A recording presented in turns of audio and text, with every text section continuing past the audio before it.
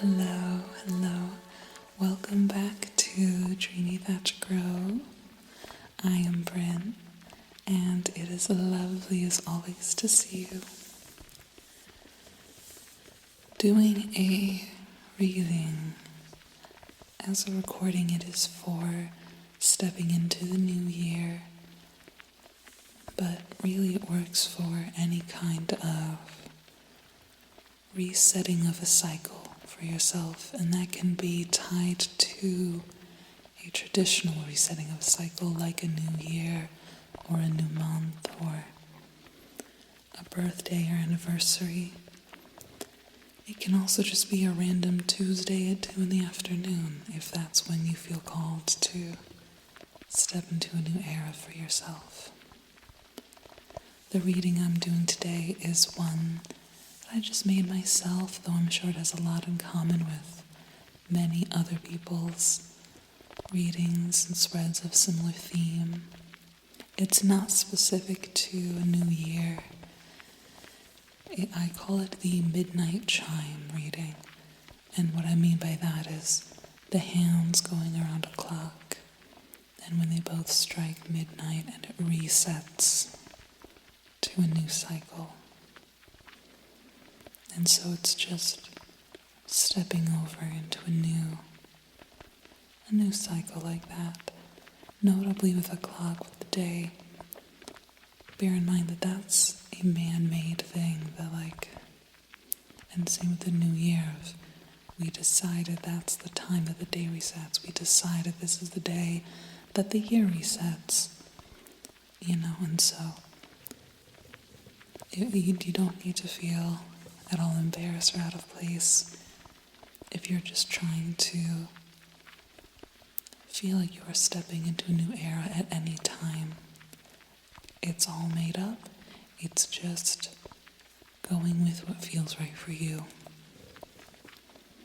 But for the sake of filming, I'm going to be referring to it as a new year a lot.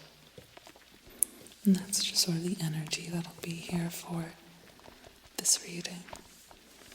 I'm going to split you into 4 groups, and this time, usually with my readings, I will just use one deck and give you a variety of either words or objects to choose from. This time I'm going to do 4 different decks, and you can choose which deck you're feeling called to. First, I will explain the reading. Let me get my little notebook here.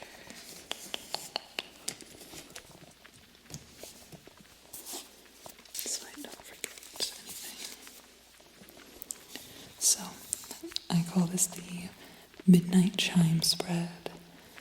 It is mostly 8 cards, though I will look in the deck afterwards for a few cards. I do that often. I think a lot of people do. You'll check the next card that would have been in the reading at the top of the deck. People often pick up the deck and check the bottom card. I have a few of those that I do, so there will be a total of 12 cards involved in this. So, for the sake of today's readings, I'm going to go through them as fast as I can, basically. I usually dawdle a little bit. This time I'm just going to basically read the descriptions of the cards.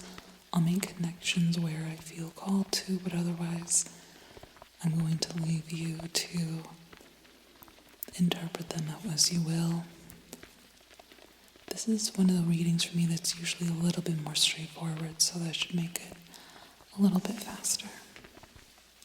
But I'll explain the card placements. We pull 2 cards in each of 4 spots kind of around the clock. The first one is what you should leave behind in your old cycle. The second is what will be left behind in your new cycle. Rather, left behind in your old cycle, whether you want it to be left behind or not. Sort of like outside of your control, or it'll be within your control, but kind of automatic. People change a lot without even meaning to, so something that will be left behind, whether you intend it or like it or not. Number 3 is something you should carry with you into the new year or the new cycle.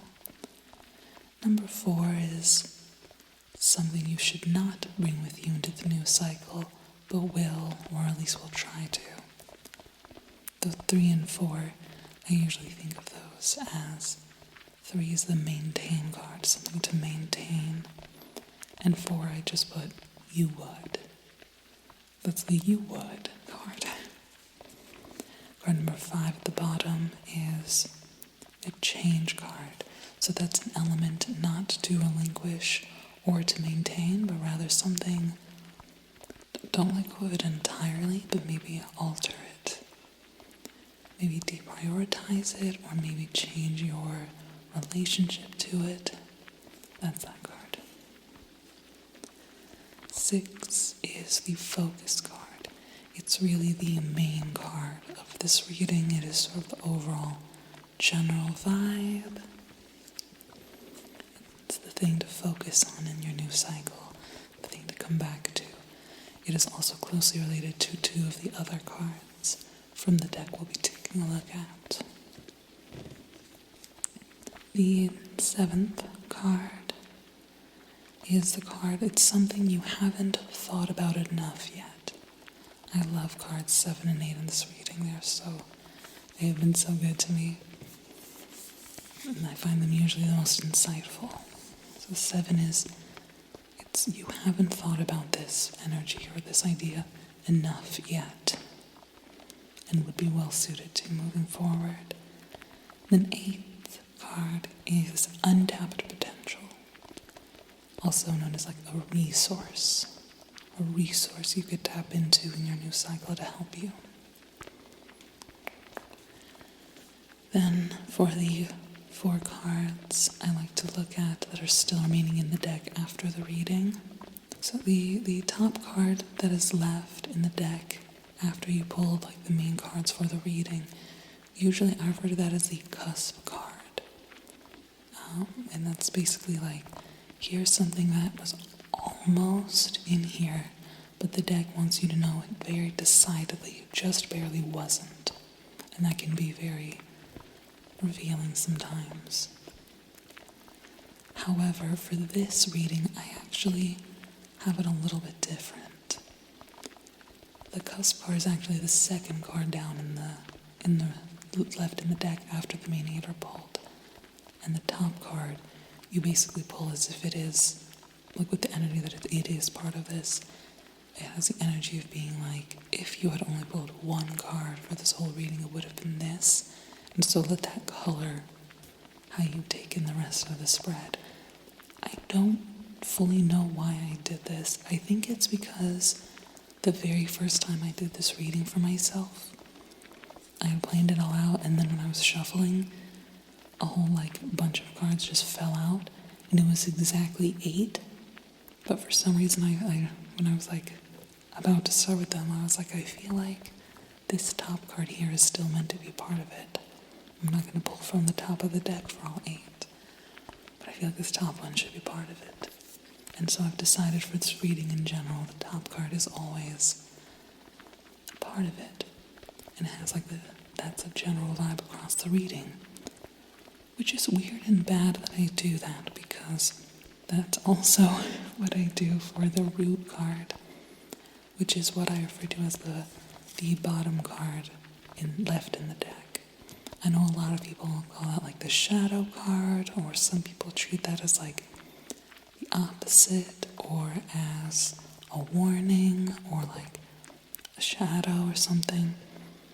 I refer to that as the root card. It's the most grounded card in the deck for that reading, and so it's actually kind of the most true part of it to me. That's how I like to interpret that.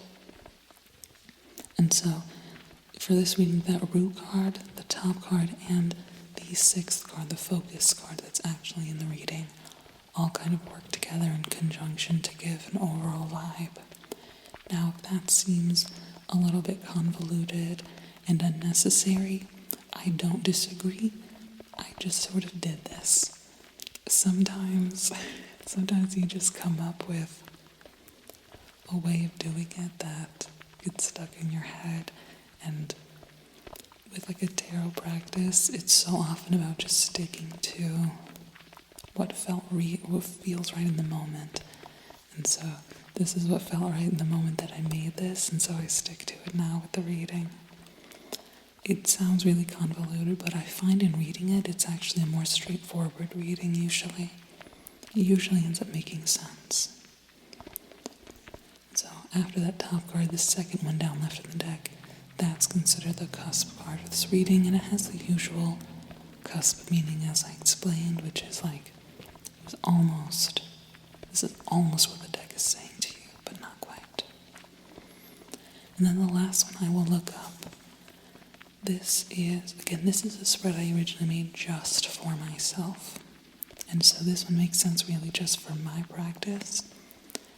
This is something I went over in a video that I made about my deck connectivity ritual, which is like, it's a reading that I do when I first get a new deck. With this deck here, this Imbolc deck, I just got this recently, and I actually made a video showing how I get to know a new deck. And so I go over this better in that video, but basically whenever I get a new deck, I do a little ritual reading thing where I find 4 cards that connect me to that deck in different ways.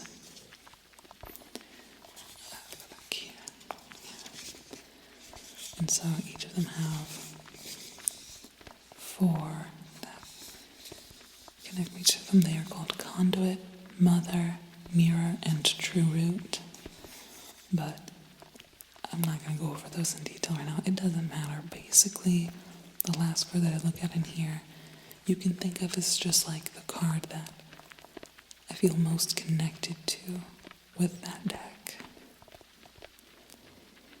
And so, if you're doing this reading yourself at home, you can just think of a card that maybe shows up a lot for you in your readings with that specific deck, or a card that means a lot to you, or even just a favorite card. And then at the end, I will look for that card remaining in the deck, and I will pay attention to how far into the deck it is, as well as most especially the cards that go before and after it, like from the top and the bottom of it, surrounding it in the deck, and take that in mind as well. Again, a little bit of a convoluted reading, I agree, but I think you'll find as we're going through it, it's usually more straightforward than it seems. And I'll explain it all as I'm going for you. I have 4 decks for you to choose from. The first is the Midnight Magic deck. This is a favorite of mine, and it is a mushroom deck. So I have it right over here. I just dropped a few. I'm so sorry. So every card has a mushroom defining it. And I think they did a very good job of which mushrooms match with which card. That's this deck here. The next one here is the Imbolc Oracle deck, the Seasons of the Witch Imbolc deck. These 3 are actually pretty new to my retinue here. I never used to do Oracle decks very much, but I was given this as a gift, and I recently wanted to try a reading for it for this channel. And I also have been planning on making my own deck, my own tarot deck, and quickly realized how much I wanted it to be an Oracle deck. And I thought I should get to know other Oracle decks a little bit better for research purposes. But yeah, so this Seasons of the Witch Imbolc Oracle deck, this is a very wintry deck. Imbolc is the point in time right in between the winter solstice and the spring, the vernal equinox, the spring equinox. So it's right between like late winter and just nearing spring. It's very much like shadow work, a very, very solitude-based, introspective. Then there's the Seasons of the Witch Samhain Oracle. It's very spooky, spooky Halloween witch vibes. And it's also very like connected to the spirit world, because Samhain is, it's that like the veil is thinnest between our world and spirits and ghosts, if that's something calling to you. And then lastly, it's the Litha Oracle deck here. This is sort of early summer, late spring, I think most of summer. I think of this as being a deck of like abundance for manifestation, very bright, optimistic. So just choose which one feels right to you. I should mention that the Midnight Magic deck, the Mushroom deck, is the only like traditional 78 card like classic. It's got the major and minor arcana. So that's notable here, and the other three are oracle decks.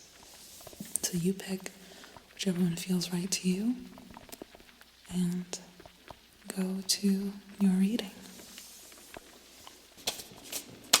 Alright, group 1, mushroom group. I want you to go ahead and take a few deep breaths.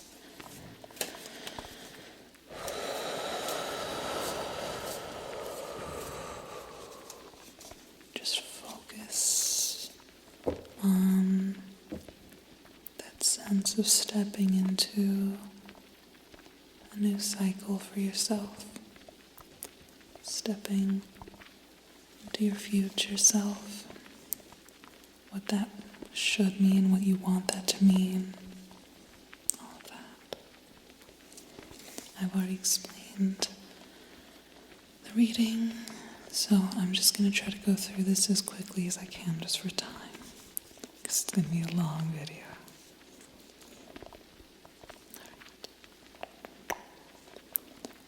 The first card, what you should leave behind. The Hierophant. The Hierophant itself is a card that represents kind of looking to the past in general. I've actually never pulled this card in this position, the idea of leaving behind, looking behind. It's very interesting. I'm so sorry about the spirit glitter. I filmed a video for Christmas time where I was doing like a bunch of different Christmassy triggers, and now things should glitter and it's everywhere. I promise this is clean, it's just a little glittery. The Hierophant. It's just very much about the past, looking back.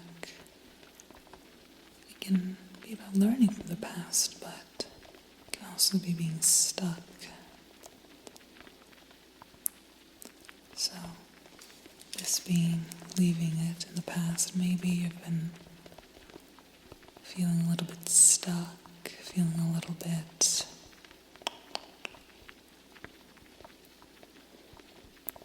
I hear people say sometimes in like affirmation comfort videos that your past does not define you. And I feel like the reality is a little bit more complicated than that gives it credit for. But there is truth to it somewhere at least, and I think that I want to be delicate with this. This can mean lots of different things to different people. I think for some of you this could maybe mean a little bit of, I think this could possibly point to a trauma for some of you, and you don't need to let go of that, but there is value in not focusing on it so intently that you let the idea of trying to honor that pain get in the way of your future self and the things that you deserve moving forward. So for some of you, I think there's some of that. In general, it could just be letting go of regret, letting go of those old patterns. This card suits this position so well that it almost makes it more difficult to read, because it's like, this position of what to leave behind, it means the past, really. What was she leaving the past? And this card I have here in my little notebook, because I often forget the meanings that I have for myself for these cards. I should have said in the beginning. The meanings that I have for them occasionally differ from traditional meanings. I just go by my own, what I've learned in connecting to the cards. And so I have here just a quick guide for what I think each of them mean. And just like in a sentence or a word. And so like this position means the past, and this card literally only says the past. And so being asked to leave the past in the past feels so on the nose that it's crazy. Like I don't even know how to offer that much wisdom for it. It's so when cards line up with their positions that well, I find that that's often the cards saying like, you already know. You already know this. You've known it a while and you've been avoiding following through on that knowledge. So don't let your past self be a prescription, a life sentence,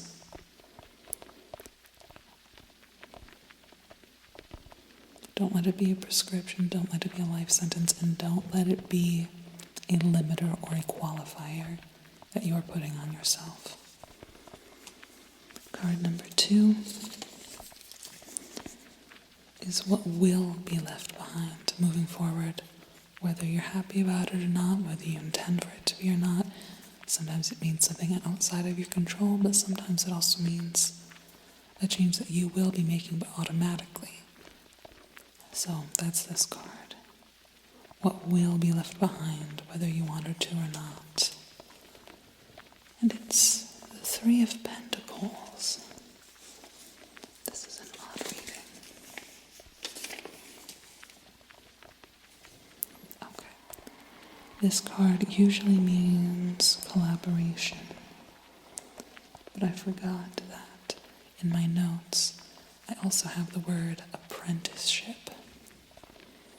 So I'm seeing in here some kind of like a graduation from being being mentored to maybe stepping more into yourself. If you're thinking of yourself as not yet being a master of something, or not yet feeling qualified is maybe a better word, not yet feeling qualified. I'm seeing that as being like, you will step out of that. If you have maybe a relationship where somebody is sort of a mentor or guide to you,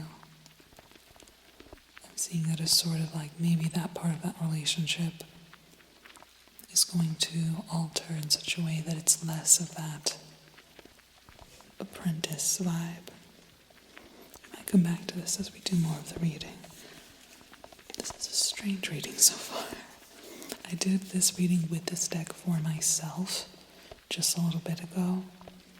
I'm not sure if I'll post that first or if I'll post this one first, but the reading I did with this exact spread, with this exact deck, I feel like was so perfect and made so much sense. And this one already is a little bit odd, but that's not a bad thing. I don't think that's a bad thing. The 3rd card is what you should carry with you into your new cycle. Something you already have or already do that you should maintain. It's the maintain card. Oh my gosh, that's so... I pulled this exact same card in this exact same position in the reading I was just saying to you. So, the 3 of Swords. Now, the 3 of Swords, most people think of as being a card of heartbreak, often betrayal. I described it before as being like, its most stereotypical description would be like being cheated on or something. My personal definition of the 3 of Swords is finding out pain points, finding out where it hurts and what hurts. And that can really tell you a lot about yourself. find your pressure points, you find your weakened spots, your fault lines, is I think a good way to describe it. Finding out your fault lines.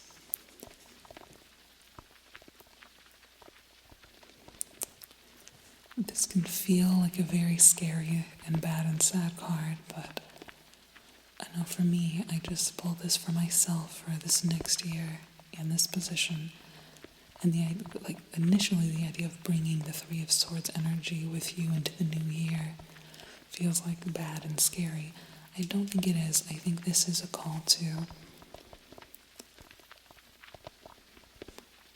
don't forget the lesson in the pain.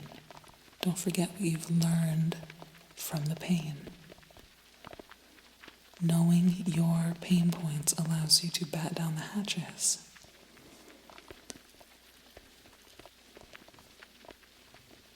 If there is a crack in the dam, finding that out must have hurt a lot. If you don't bring that knowledge with you, you're not going to know where to patch up and what to reinforce moving forward. So moving forward, it doesn't mean bring forward with you more hurt. It just means bring forward knowledge of your pain points. Know yourself. You know what's hurt you this past cycle. You know what has been bad for you, what has hurt your heart. And with that has come a deeper knowledge of yourself. Do not lose that. Do not forget that. Bring that knowledge with you, even though it is scary to remember. I said for some of you, there could be a little bit of trauma here. As gently and kindly as possible, this card is just saying, it's okay to know where it hurts, and you should bring that with you moving forward. And there will be a way to do that without feeling overwhelmed by the pain.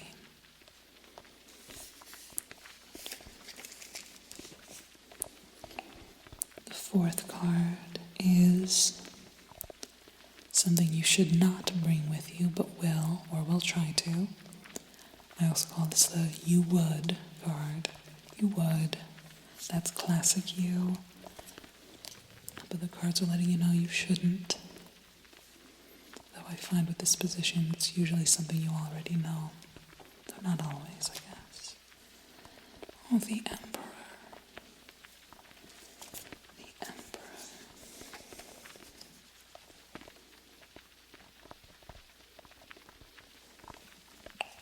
The Emperor is a card of knowledge and responsibility.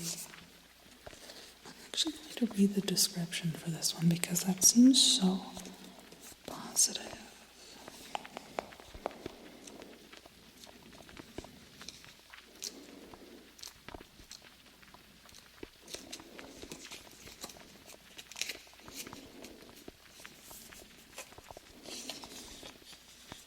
There he is, the Emperor.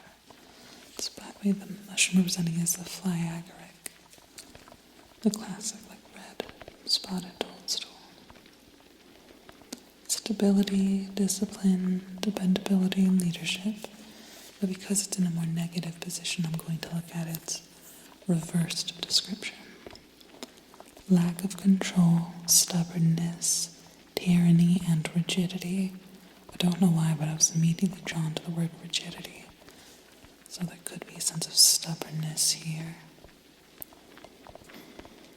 You've rushed into a situation before that you weren't ready. No, you've rushed into a situation before you were ready, and now you're feeling overwhelmed, disoriented, and out of your league. This blow to your ego could cause you to try to regain control in an underhanded way. Instead, accept that control is no longer yours and practice humility and benevolence through this storm.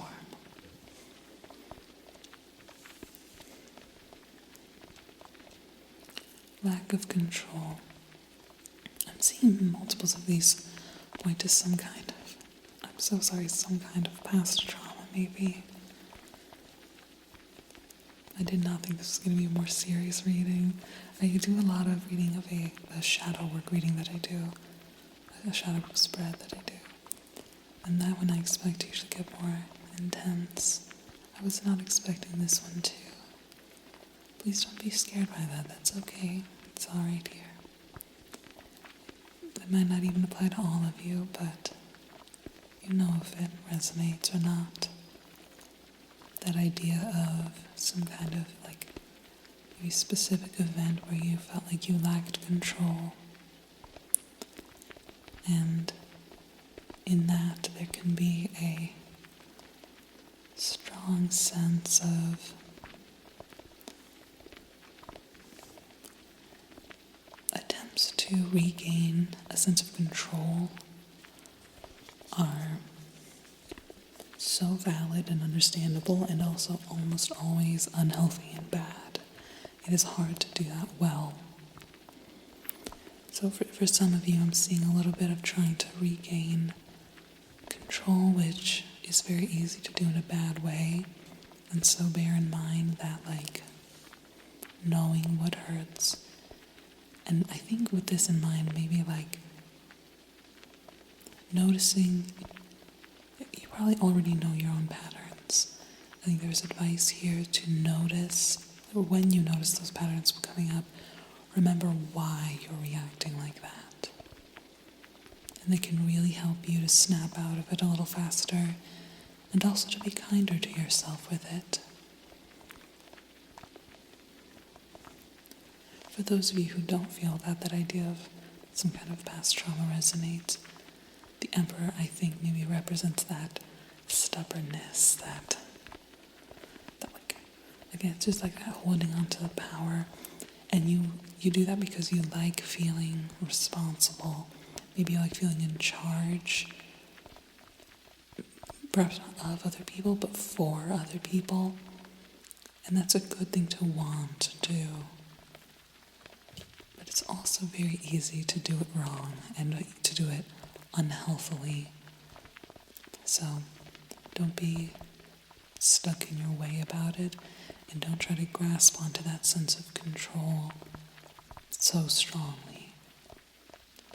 The ability to go with the flow a little better and to trust other people to take care of themselves a little bit can be very helpful. Card number 5 is the Change card. Something not to leave behind, but also not to maintain as it is, but to alter your relationship to it a little bit. Often it means to deprioritize it, otherwise it just means to change the way you think of it or look at it. It's often correlated to the focus card that we'll be pulling next, but we'll see here. Oh, the Page of Swords. This is, to me, I think of this as the card of, how did I word it? That's right, analysis paralysis. I think maybe you like doing the research before you act, and that's a good thing to want to do. But do not be all talk, no action, all sizzle, no steak. Don't get stuck in that early decision making of a plan that you end up never acting on it. And don't get so, you can get so focused on your vision of a plan or a desire or a project. You can get so focused on perfecting your vision before you ever start on it that it makes you never really start on it. That's not good for you. You deserve better than that. So,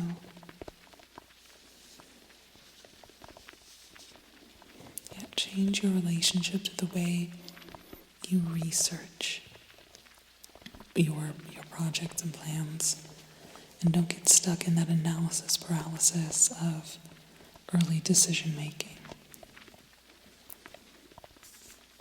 Next card is the Focus card.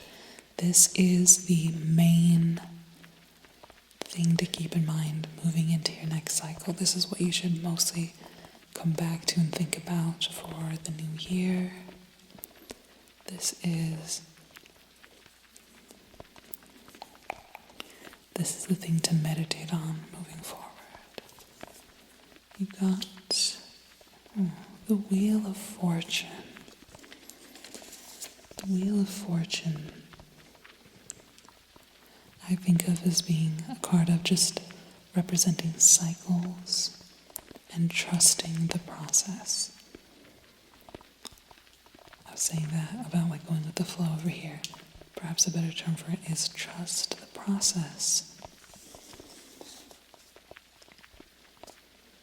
I also think of this card as being the clock, and I mentioned the clock as being like a big symbol for this reading and the resetting of cycles. And so it's so funny, like the position that represents a past got the past card, and then this as a whole is a reading of cycles and the renewal cycle. And the focus card is a card that means cycles. This is a weird reading, I'm going to be honest with you. This is a weird one. And it's so like weirdly fitting to be the focus card of a reading about cycles, because it's just so fitting that like how do you interpret something that just is its own definition? I do think the main focus here is letting yourself trust the universe. Trust that things can be okay for you. Trust that pain from the past is not prescriptive. It is not your destiny or your doom. It is not all this world has to offer you. It is not all this next cycle, this next year is going to have for you. The Wheel of Fortune is constantly turning, and joy will come your way again. Good things will come your way again. Trust the process. Trust the journey.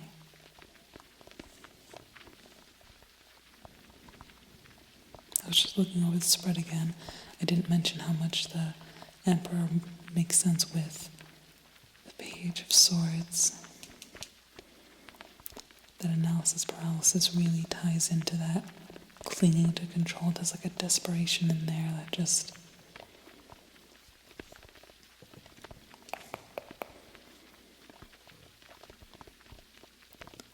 I see a lot of like anxiety in this reading so far, with that sense of control.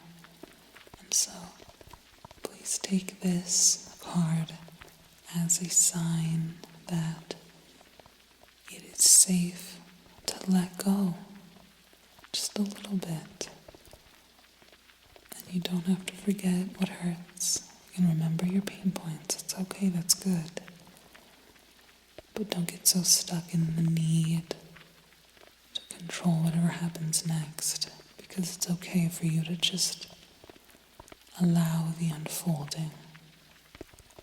Trust your own becoming. I want to read more into this card, but first I'm going to finish up the other two because the last ones reading are my favorite. Seventh card. This is the thing you haven't thought about enough yet. This is what the cards are saying. You have not thought about enough yet. It very often, because it's on the opposite side, plays off of this card here, and so I'm curious. This card about that clinging to control and that stubbornness. So this is something you haven't thought about enough yet and should bear in mind and spend some time thinking on for your new cycle. Ooh, the Eight of Swords. All right, now this reading is starting to make more sense to me immediately. The Eight of Swords is the card of self-imposed bindings. What I mean by that, let me pull it up here. What do I have written down?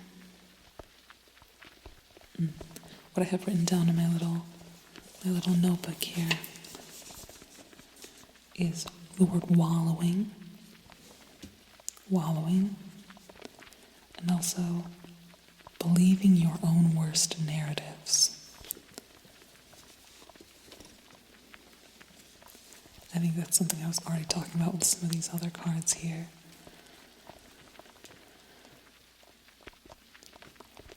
That your past is not a prescription, and it can feel really invalidating sometimes in readings to get this card, I think, because it feels like you're being told that your suffering is imaginary or that you're doing it to yourself, and that's not what this card means, and that's not what I'm saying. What I am saying is that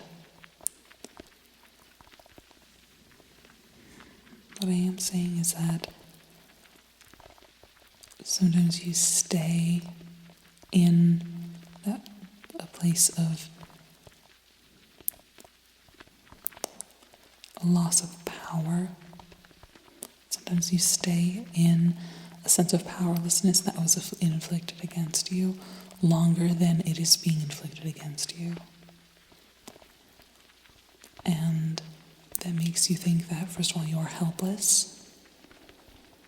You are helpless, that you are incapable of change, and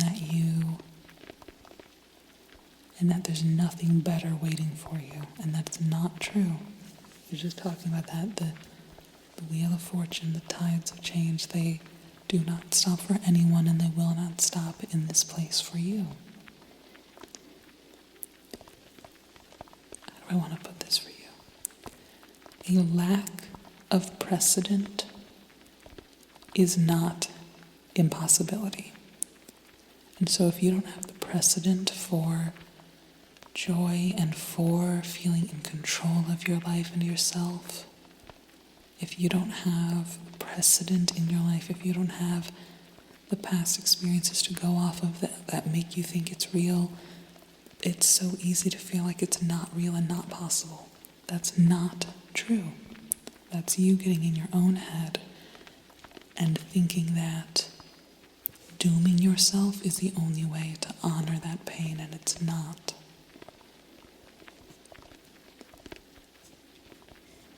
So that wallowing in that pain and the desire for control can feel like they are mutually exclusive, but they are not, and in fact they almost always work in tandem.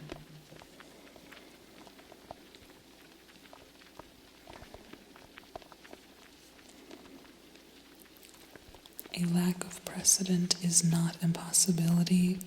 It is not proof of incapability. It is just happenstance.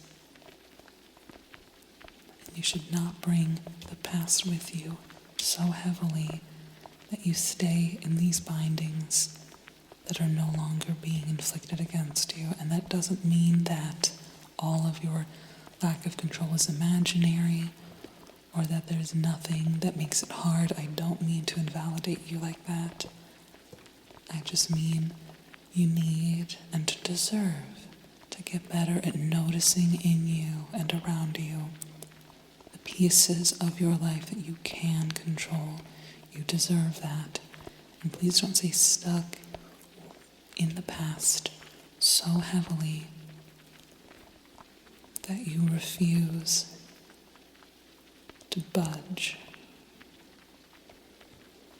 You can budge, and you will.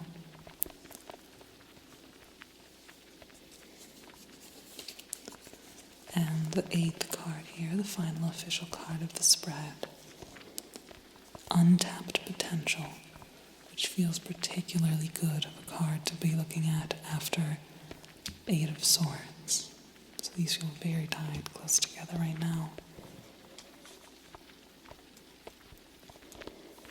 Saying that made me think of these two. Because just like, these two cards going together, I forgot that these cards often go together. the card to change, and then the focus card, oftentimes it's like turn this energy into that a little bit more. And so that analysis paralysis going into that Wheel of Fortune might be helpful to bear in mind that kind of, that letting go, as I said, and think of them specifically as going together. Sorry, I'm distracting myself, I just thought of that. I basically said that anyway, that wasn't necessary. Alright, the Eight of Swords here. Going into this untapped potential, this card is meant to represent a resource available to you that you have not noticed or paid enough attention to. It's an energy that you have not yet allowed yourself to make proper use of, that can really benefit you going into this new cycle. You got, the Ace of Pentacles. I like this card. The Ace of Pentacles. I believe that represents the seed. Is that how I put it? No, that's a different one I'm thinking of. Okay. But this represents opportunity and windfall. It's weird because usually the card that goes here should be more like advice heavy, whereas the Ace of Pentacles to me is almost more of a predictive card. This is like, I think of this card as being one of those like that would show up on a fortune cookie, of like something good is coming your way. So it's hard for that to be like an advice card or a resource. And so I think it really harkens back to that Wheel of Fortune idea of letting go and going with the flow and trusting that things can change for you, because I don't even particularly see action in this card so much as receptivity. It's okay to believe that that windfall can come your way.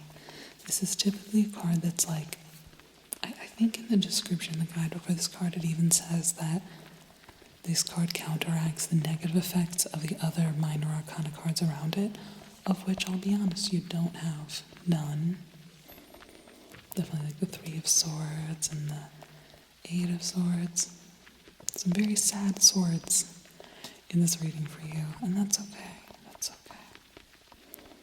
But this card is thought to sort of counteract negative minor arcana cards around it. And so in here I see your advice not even being about I guess maybe a mindset change, but not even being about action you need to be taking or something to be looking for, so much as it is trusting that abundance and opportunity can find you. This is yet another example in this reading where like the untapped potential and the resource is how I described it. You could also describe that as sort of being opportunity position, and then this card kind of means opportunity. So once again you have sort of the card that has the exact description of its position being in that spot. A very weird reading. I wanted this to go faster, I'll be honest. And then this one I feel like I need to explain more because everything's just a little strange. But strange is not bad, and this one's actually extremely hopeful. I would bear in mind the Ace of Pentacles with the Wheel of Fortune very much as being like your two biggest ones. Because it's weird and rare to have your untapped potential card be just hey, good things are coming. Just, don't even do anything, just good things are coming. Don't be in your own way. Don't stand in the way of your own joy because you don't think that you deserve it, or maybe more so because you just don't think it's realistic. Do not stand in the way of your healing because you've never felt healed before, and so you don't think that's real for you. That's not how that works. The doing it will be the proof. You can't get proof before you've done it. The doing it will be the proof. Allow good things waiting for you to come your way. You deserve the changing of the tides to bring good things to you, and they will. You need to be there to receive it. This one still confuses me a little bit. That thing that will be left behind being collaboration, or perhaps in this case more specifically apprenticeship. I think I need to just leave that one up to you to interpret, because I don't know what to make of this. I think this is one that's going to be too specific to each individual's situation for me to make sense of. So I'm curious how that resonates for you, the idea of leaving behind an apprenticeship or a collaboration. Maybe there's a dissolution of a creative, academic, or skill-based partnership of some kind.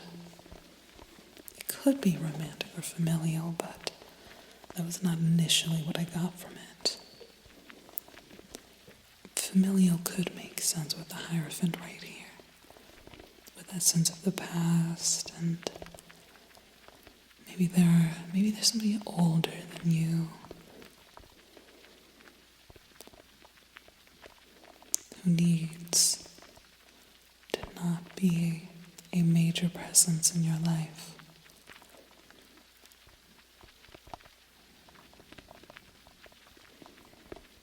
I'm not entirely sure how to interpret that one exactly, so I'm just going to go on to the final 4 cards involved in the spread. They're not officially the ones out here, but they're just in the deck here.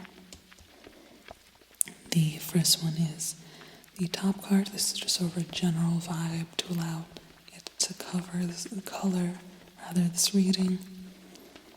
And you got the 9 of Pentacles. The 9 of Pentacles I think of as being the card of luxuriating. I have written down in my notebook here, self-care without guilt. And I don't get the vibe that you do a whole lot of that. Maybe you do the self-care part, but I don't think that you do a lot of the without guilt part.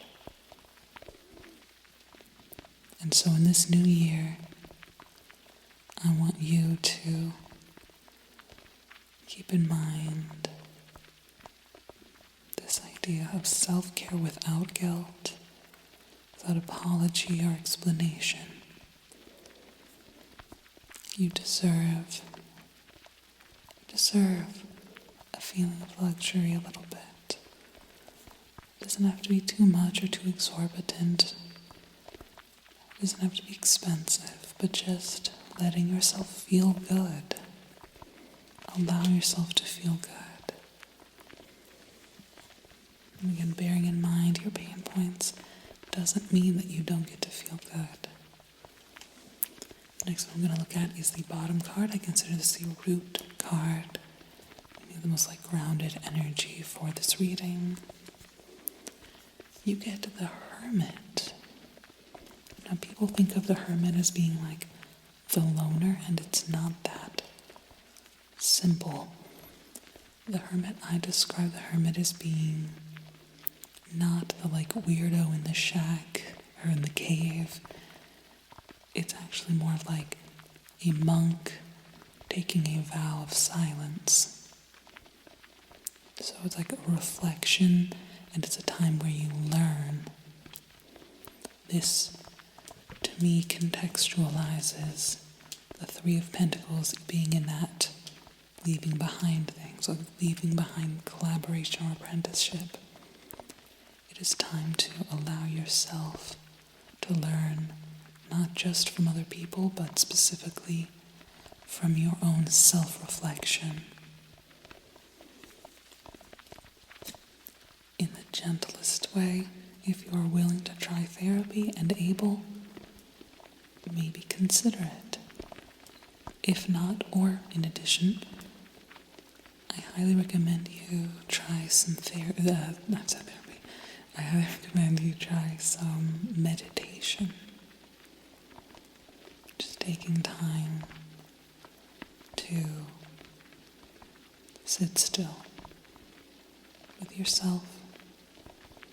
Focus on yourself, because these two cards are meant to kind of go in tandem, as well as with this one. These three are meant to go together. So maybe focusing in meditation on and letting that be self-care time for you. Do not feel bad for taking that time to focus on yourself, connect with your inner thoughts and feelings, understanding yourself better. And meditate a lot on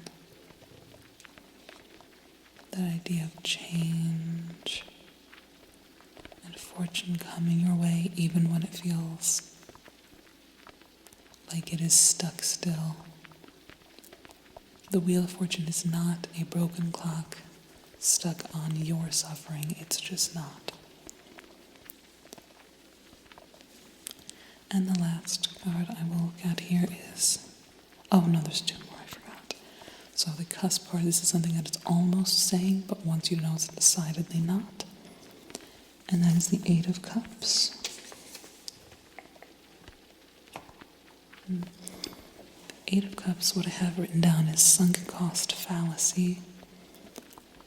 The sunk cost fallacy, what I mean by that is the idea that you can't move on because you feel you've invested too much time or energy into something. I think in your case, maybe it's more just, I see that a lot in the Page of Swords and the Emperor, with that like stuckness. Actually, and the Eight of Swords. But just that like stuck, that stubbornness, that no, I can't, how can I move? It's impossible for me to move.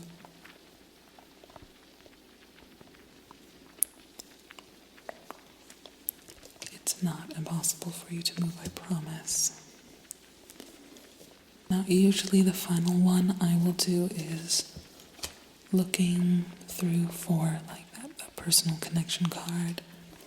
Since this is one that I am doing for the group of you, I'm just going to forego that one and advise you to come back to the focus card here. So, focus on that sense of the Wheel of Fortune and that change comes. You don't even necessarily always have to push for it so hard. Change is natural. Allow, maybe there's a resistance even to the idea of the new year, the new cycle. Are you maybe someone who gets a little bit freaked out, a little bit panicky with a changing of, with coming into the new year? You're like, oh God, do you not look forward to your birthday maybe?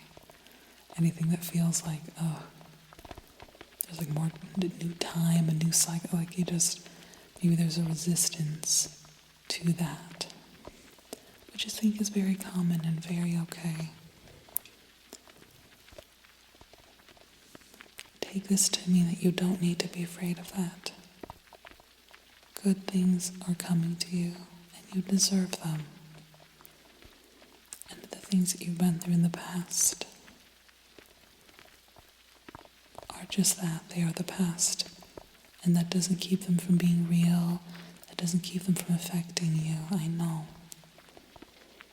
But do not stay stuck in them as if living in the past will retroactively change it. Because you know that that's not true. And you deserve to heal, and whether or not you even want to, it will come. The healing will come. Don't forget what your pain points are. You know them better now. And it's not good how that happened. But since it had to happen, you at least get to take that knowledge with you.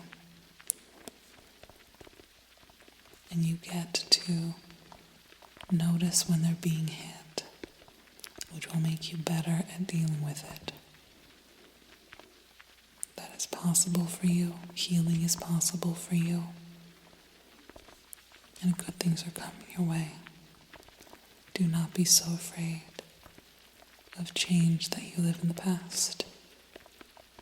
Good things are coming for you. Rest easy in that.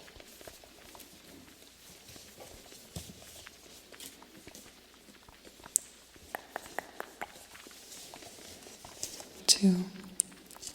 So, I'm just going to get right into it with you. Let's see here. Card number 1 is what to leave behind in your old cycle. You've got river rocks. Go with the current, dear one.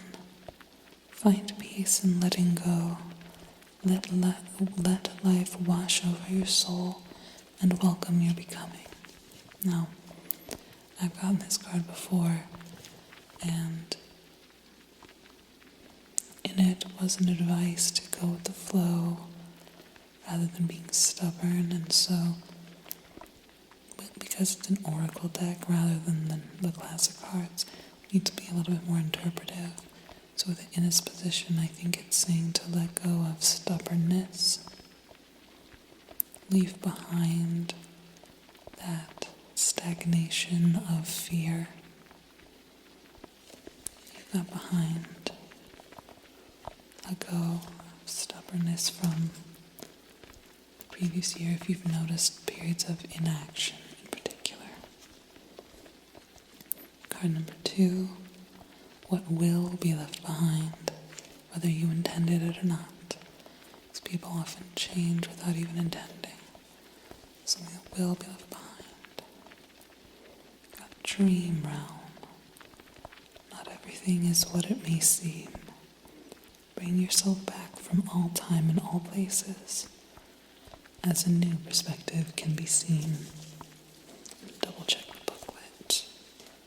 I'm not going to read the full descriptions for all of them for time.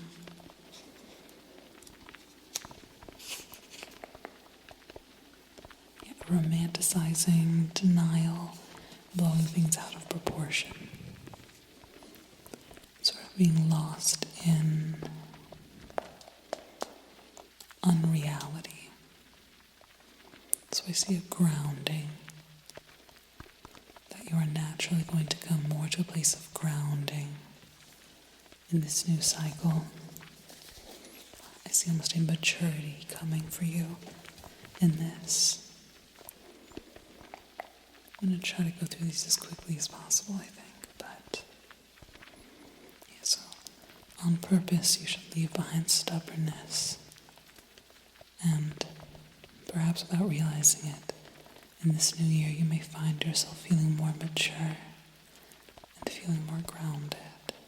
And it can feel opposite to be more grounded and more going with the flow.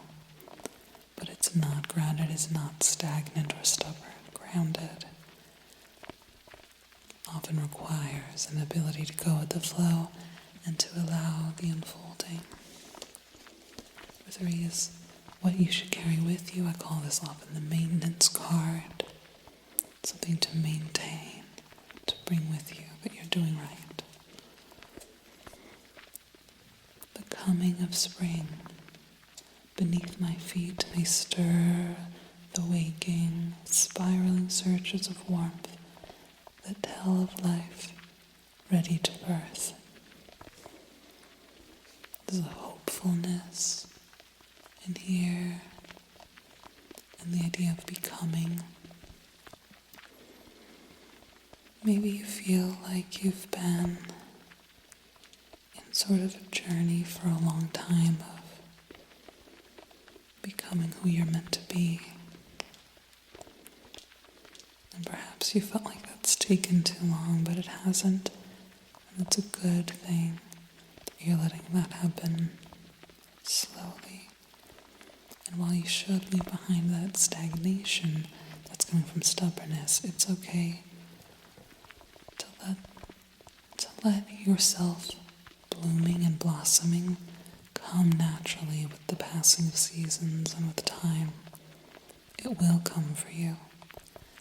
And there's already signs of a sense of maturity that I think will give way to that warmth of the new spring for you.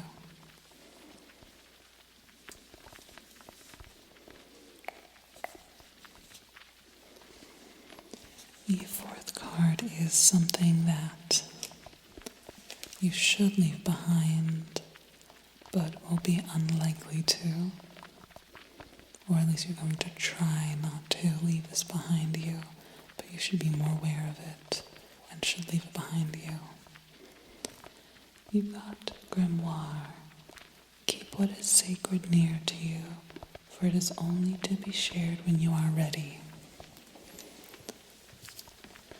For this being something you're keeping with you but should not, I think maybe there is going back to that stagnation, a slowness to open up. I wonder if maybe you're someone who has a strong sense of a fear of being seen.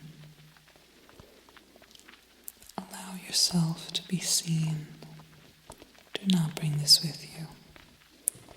Do not bring with you waiting. Don't play it so close to don't play it close to the chest. People want to see the things you're making, the things you're working on. They want to see you, get to know you. Let people see you. Do not hide. Don't hide yourself. Just because you feel like you are not at that sense of becoming it, that you're not at that culmination, you don't have to wait for it to be perfect, to be done, and you don't have to wait for it to be done, to be shared. Let people see. Let people see your becoming as it unfolds. This is the change card. So this is an energy not to leave behind, but also not to carry with you unchanged. This is something to change your relationship to, maybe to deprioritize, or maybe just to alter within you in some way. Don't get rid of it, but don't keep it quite the way it is for you yet. And you got bloodstone. Closing your eyes to the truths of reality will only connect you with the illusions you have created. Immediately, I see this as a reflection of both of these cards perfectly. That closing your eyes to the truths has a lot of that stagnation, kind of stubbornness here. It's revealing itself more to just be fear here. And the idea of those illusions you created is that dream realm.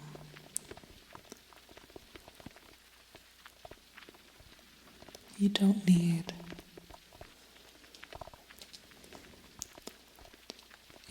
to completely get rid of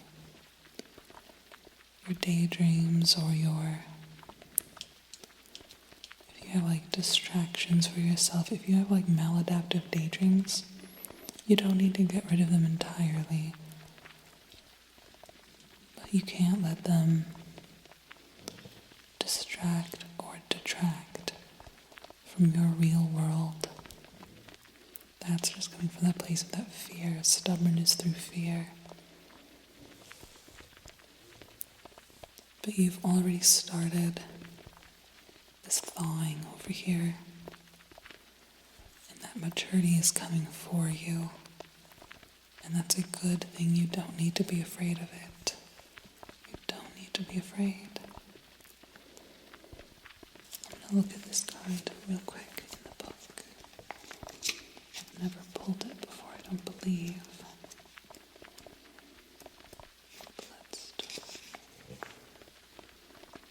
Make a decision, courage, and follow your heart. Bloodstone is known to facilitate courage in the wearer, guiding them to follow their heart and make their own way. Bloodstone will appear in your reading when it's time to make a decision. You may feel as though there are two different paths, or perhaps even several paths to choose from, but deep down your soul has already made the decision and is waiting for your ego to catch up. Receiving this card suggests there is a battle between your heart and mind, and that the rational path is trying to steer you towards a more reasonable or safer option, but your heart doesn't share the same limitations. The path you'd really like to take may be harder, but nothing worth doing is the easy way to go. This card guides you to avoid the safety of crowds, cliches, and herd mentality, which will not fulfill the desire that is within your heart. I'll leave that as is for you. Go to your next one, which is your focus. This is the main thesis of the reading, the main energy to carry with you into the new year or new cycle. You got garlic. It is unwise to walk beyond the boundaries you have yet to expand on. Protection among all else. Please note it does not say above, but among. Alright, I'm going to look at her in the guidebook. 22. Garlic. Defensiveness, protection, managing negativity. I think that's the main one for you.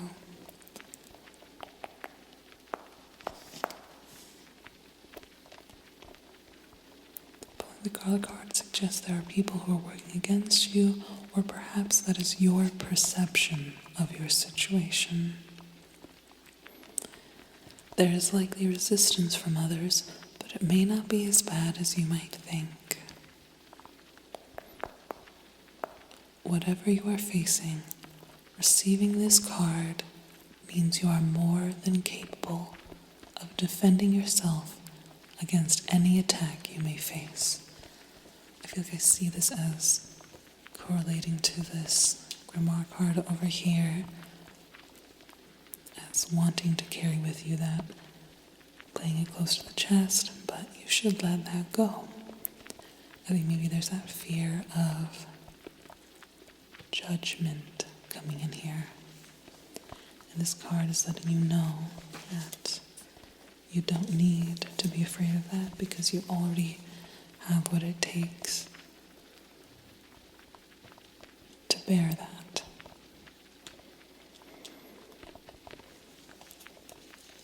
Cards 7 and 8 are my favorite ones. Here, card 7, this is the thing you haven't thought about hard enough.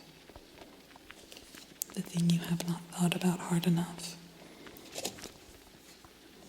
You got Aquarius.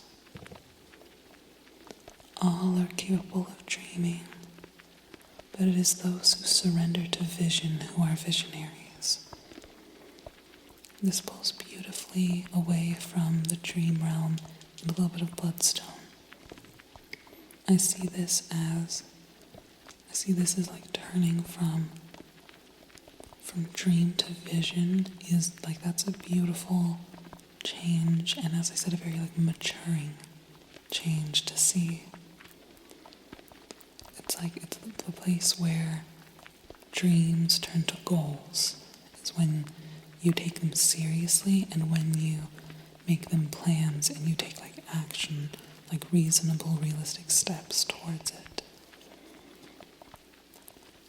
I just realized I was about to start quoting that, don't let your dreams be dreams, but literally don't. It is, unfortunately, that is good advice. So, graduating from dreaming into visions. And so this being the card that you haven't thought about hard enough is maybe you've been afraid to let go of your dreams because you think the only other option is abandoning them entirely. Whereas this card is saying you should stop being unrealistic about it and stop wallowing in fantasizing about it where you have the opportunity to plan towards it. As this card here was saying, like, or maybe this one, I forget which one. They're saying, like, it's nothing worth doing is easy. I'm not saying it's going to be easy, but do not believe for a second that it is impossible. Maybe you've just been stuck in that stagnation for so long that it feels like confirmation of your own incapability. That's a similar theme that was running through the first group as well. Allow the dreams you have had to graduate from fantasy to goal, actionable goal. You can do that. You can take it, and you can be seen. And you don't have to wait until you have reached that sense of becoming to get there. The 8th card here. 8th card here is your untapped potential or your resource card. This is something you have not drawn upon yet, an energy or a mind state. You have not tapped into enough that is available to you and can be beneficial to you going into the new year. Self-ceremony. I like this card a lot. Create the visions you desire. It was just talking about going from dreams to visions. Create the visions you desire. Take actions in the plans that lead to fulfillment. That's exactly everything we were just saying with the Aquarius card. Self-ceremony, you can also see visually that she's meditating, and specifically meditating mid-ritual. So it's like meditating on intent that you're taking action towards.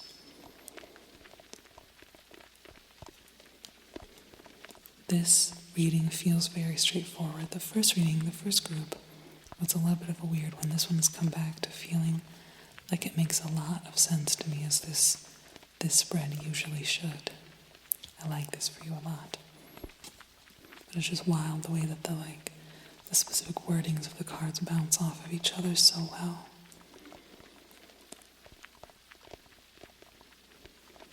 You have not given enough thought to taking your own dreams seriously enough for them to be visions. And your untapped potential card is then just allowing those visions to be things that you work towards. Take actions in the plans that lead to fulfillment. And that fulfillment feels like it comes back to that coming of spring. And since this is the bringing it with you card, it means that it was already present in the previous cycle. Even if it doesn't quite feel like it, you made progress this past year. You did make progress this past year, and I see it. The cards see it. You made progress. You just need to bring that with you further. Relinquishing the fantasizing and the romanticizing of it will be leaving you with maturity this year. This is not guaranteed. The thing with this one, it's like, this is what will leave, this is what should leave. So if this is going to leave, definitely you should also relinquish that stubbornness, because relinquishing the stubbornness and the stagnation is how you get to not just give up on the dreaming, but allow it to be your plan for yourself. Do not relinquish your desires. Take hold of them. And allow yourself to be seen. I'm going to come back to this focus card for you. There was reassurance that you have what it takes to weather judgment from others. I imagine some of your dreams involve being seen in a way that you have been uncomfortable with. if you have gotten it in your head that you should be afraid of that, of like putting yourself out there, I bet you've imagined a lot of scenarios of things going bad. Do not be so committed to your own made up fear scenarios that like don't live in that anxiety so much that you take that as proof that you don't have what it takes. You can weather it, and you deserve to. I'm going to do your last 3 cards here. The top one here is just like a general vibe across the reading for the new year for you. Breathe tall. The pronunciation of this I did look up before when I got this deck, and it was completely inconclusive. Some say Bridget, some say Brigid, some say Breed. I hate it here. I don't know. There's no correct answer. But Bridget's all. Thread by thread, I weave my desires, working as one with the source of creative power. It said here about create the visions you desire, and now it's talking about desire again. I weave my desire, working as one with the source of creative power. I see creative pursuit for you, and one that involves allowing people to see the things you've made. Lean into that this year. Lean into the things you're trying to make. You have so much potential within you to make something so beautiful. Allow that to unfold. Do the work you know you want to do anyway. Your desires matter, and they are not just mere fantasy. The bottom card here is the root card. It is the most grounded card in the reading. And so it's very similar to both this and the focus card. Oh, and you got Brigid. May the serpent wake, bellowing with the rising flame, and beckoning the wisdom that awaits your return. This is, I know, a deity from, I believe, Celtic mythology. Let me see here, what do you have to say about it? Number 10.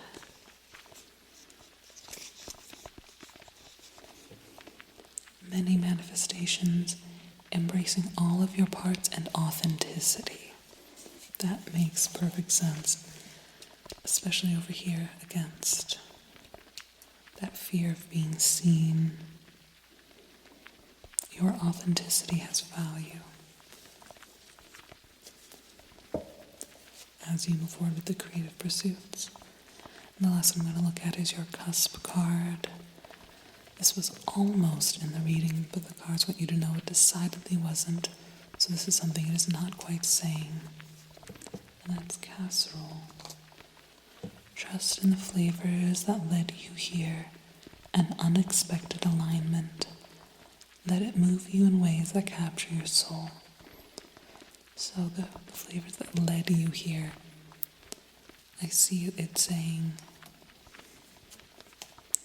that it wants you to know it's not saying to rely on the patterns of the past.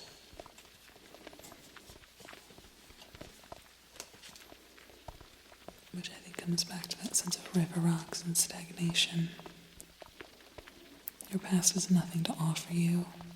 The light is coming.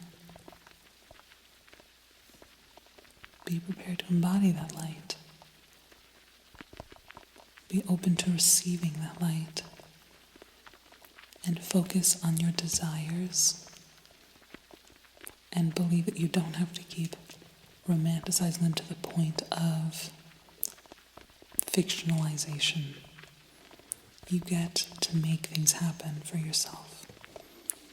You get to make your dreams come true, again, especially if it is some kind of a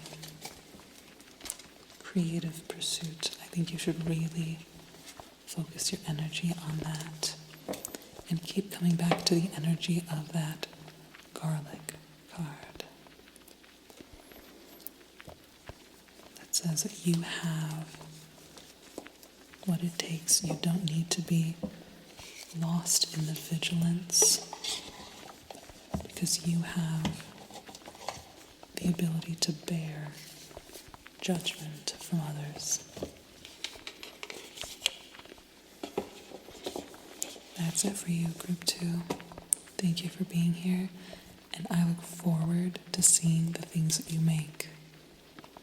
Hello, Group 3, Samhain Group.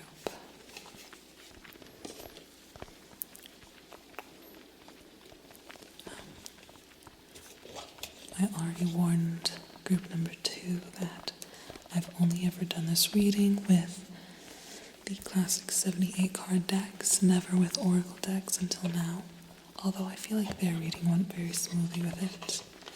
You'll have to see, won't we? Take a few deep breaths and focus on the idea of your future, of your becoming. Focus on the idea of this next year, or this next cycle. Take a few deep breaths and focus on your exhale. Alright. It's a little bit loud, so I'm going to cut out most of that shuffling. I've already explained the reading, so I'm just going to get right to it and try to make this fast, because it's going to be a long video. Your first card for stepping into this new cycle. What to leave behind in your previous year. What to leave behind. Got the veil. It's quite possible that your eyes have become the fog in which you dwell. A half-swallowed glimpse of all that you truly are or can be. That the tears you bleed are ready for the storms to turn their skies inward. The thing I don't like about this deck is that it's a little too poetic, and what the hell does that mean? I don't want to read the full descriptions for all of them.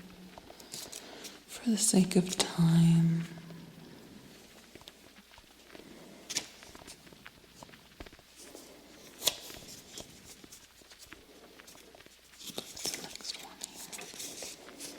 I will read the key points here. Crossing or revealing truth and concealment.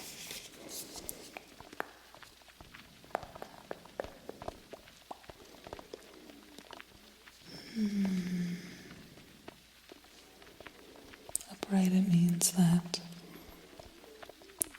it has come to your reading because new truths will be revealed.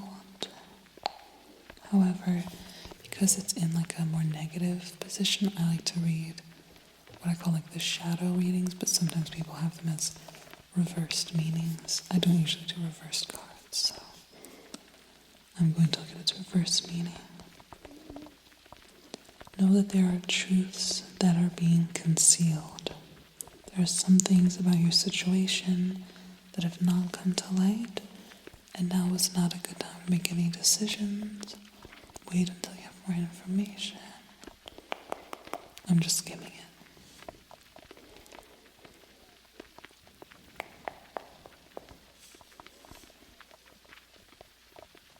Alright. Because it's an oracle deck, I need to be a little bit more interpretive with it. Because so often the cards are designed to be single card readings, and so they're more advice-based, which does not befit a longer, bigger spread. So for this, I think the thing to leave behind is a distrustfulness. There's also a lack of clarity in here, but that's a little bit harder to be actionable. I think in here it is being distrustful and maybe suspicious of people, and letting that cloud the truth for you. If you're always assuming, if you're always on the watch, always like, somebody's out to get me, then it makes it harder actually to see the truth. And I understand there's balance to that, because if you always assume the best, then sometimes you will also be wrong. And I understand that very well. So that vigilance is very understandable, but I think there is advice here to let go of that distrust that is not serving you at this time. Card number 2 is something that will be left behind. This is like a should, this is like advice, and this is something that will be left behind. Typically, sometimes it's something outside of your control. I find typically it's something that is within your control but changes within you sort of innately without you realizing or doing it on purpose. You've got cauldron. Bewitching is it be, blink and you shall see a bubbling desire left in the brewing rain. I'm going to need to look that up in the book again. This deck is a little bit too interpretive in a way.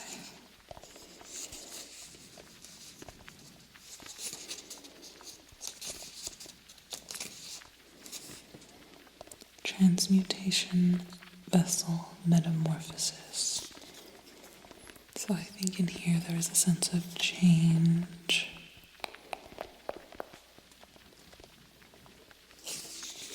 I'll look at the reverse because again these are more like negative-ish positions. It says, know that your desires are being put to the test of the cauldron's flames.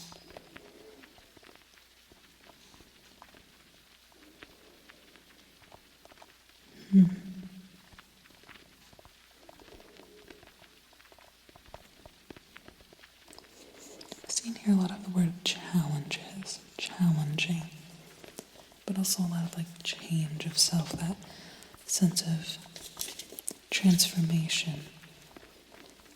I think maybe in this coming year, if you have felt yourself maybe changing or questioning things about yourself, I see that winding down for you in this year, and maybe settling either in the comfort of not quite knowing or settling in an answer. And I think these maybe work in conjunction. Maybe the veil is less, I was first thinking it was about other people and that distrust of other people. I wonder if there's a bit of distrust of the self.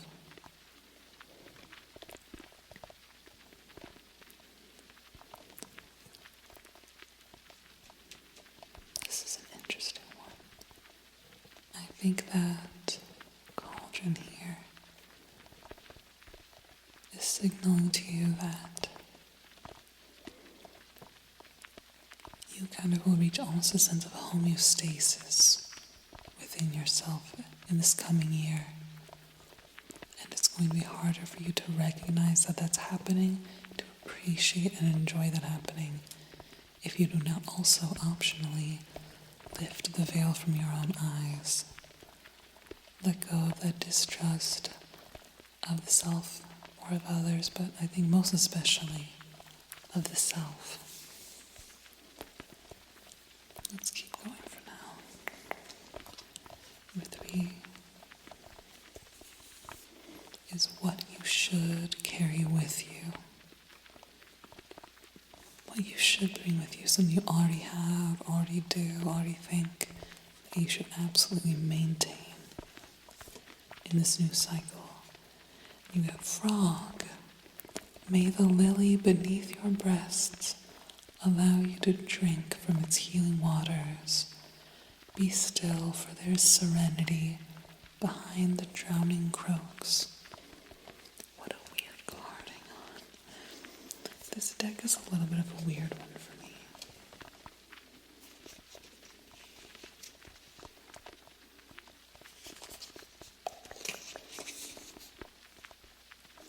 Well, no, this one says transformation too.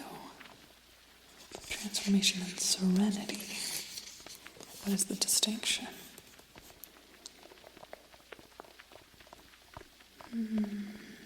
Butterflies are often what we think of when we think of transformation, but let us not forget frogs. Going from a tadpole that lives in water to a frog that adapts to land and water.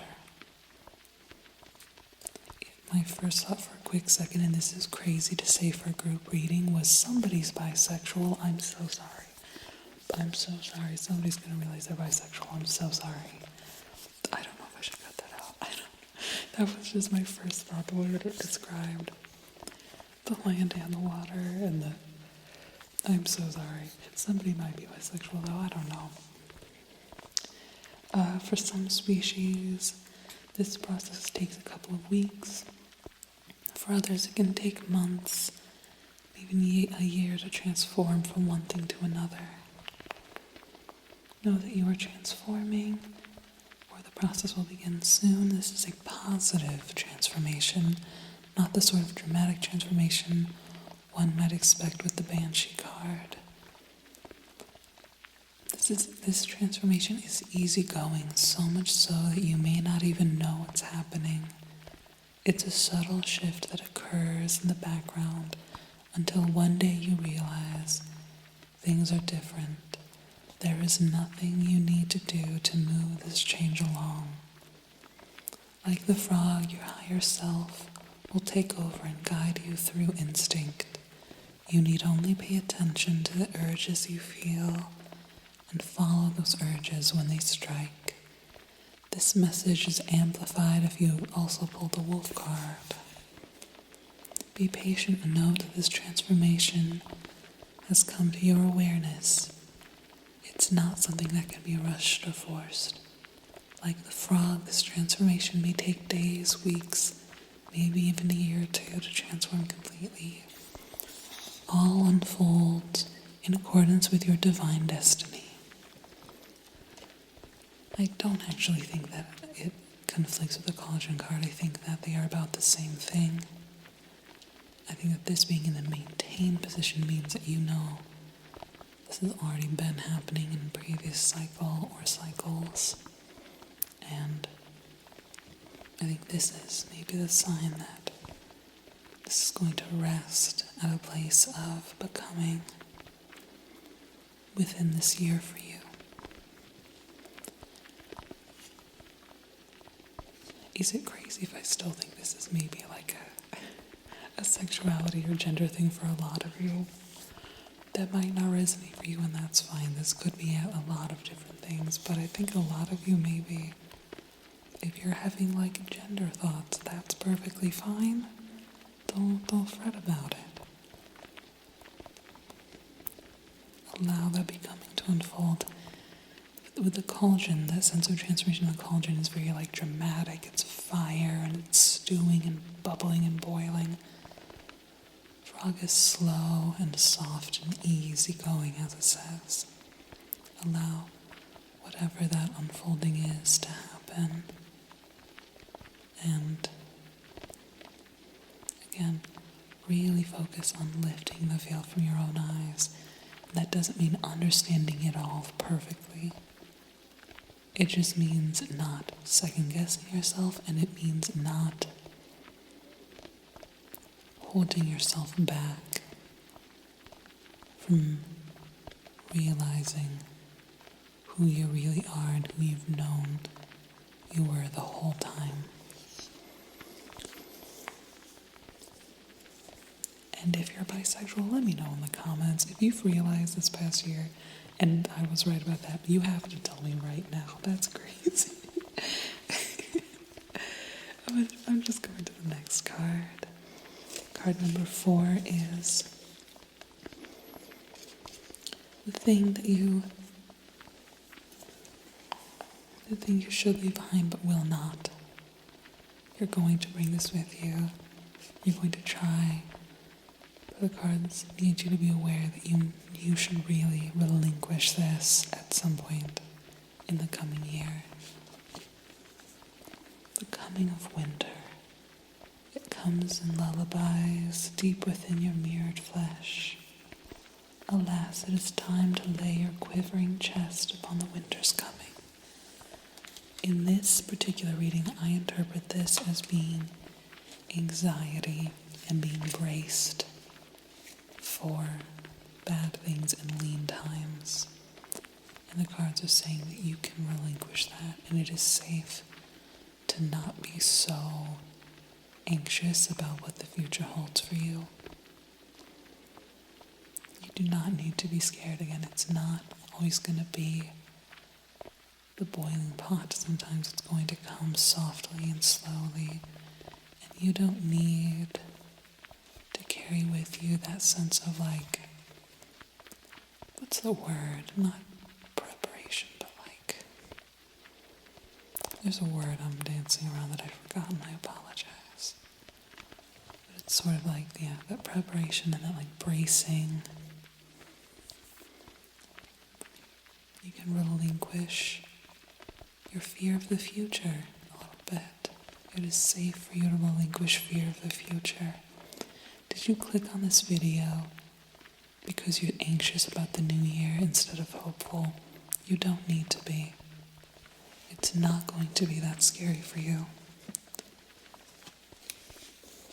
Card number 5 is the change card. This is an element or a mindset or something that, an energy that you do not need to relinquish completely. You can keep it, but you should either deprioritize it or reconsider the way you think about it.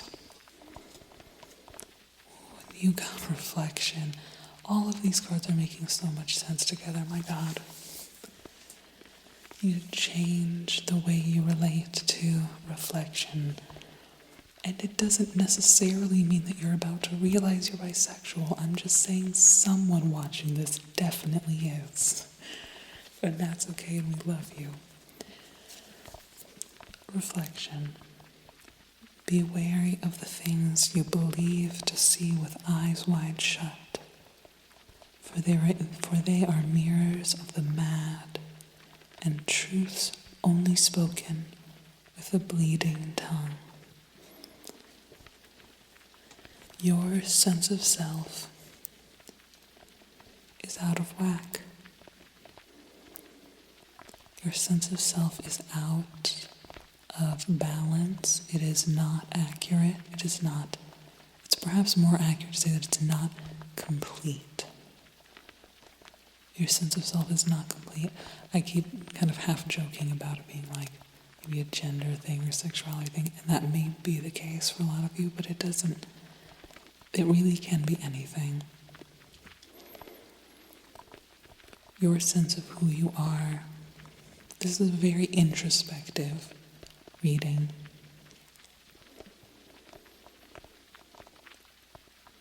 And it's not even just about like taking action. A lot of times these readings revolve around like a goal, or like the previous reading was a lot about a creative vision.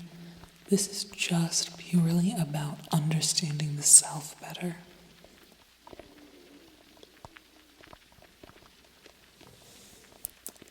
You need to change the way you look at yourself in the mirror. I wonder if you're somebody who avoids that. Do you make eye contact with yourself in the mirror? Do you hold your own gaze ever? You should try that sometime, and you should try it without the self-judgment, without feeling weird, and without feeling like you're looking at somebody else, because you're not. There's nothing in the mirror to be afraid of, but everything to be aware of. card number 6 is the focus card. This is the main energy the deck wants you to carry with you into the new year. The main thing to bear in mind and meditate on. You got candle magic. I will note that there are 2 figures here and it is reflected. We just came off the reflection, they're looking in a mirror. Speak your breath into its velvet. Recite along its spine all that you desire, all that which will unravel.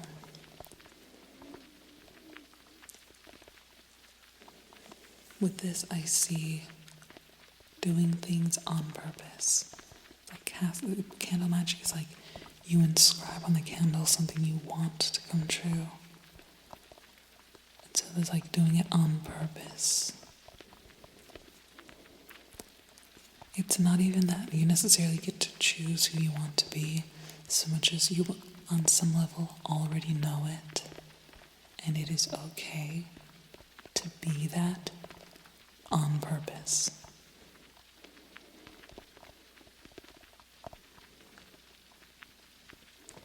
We'll come back to this one as we pull the last 2 here, but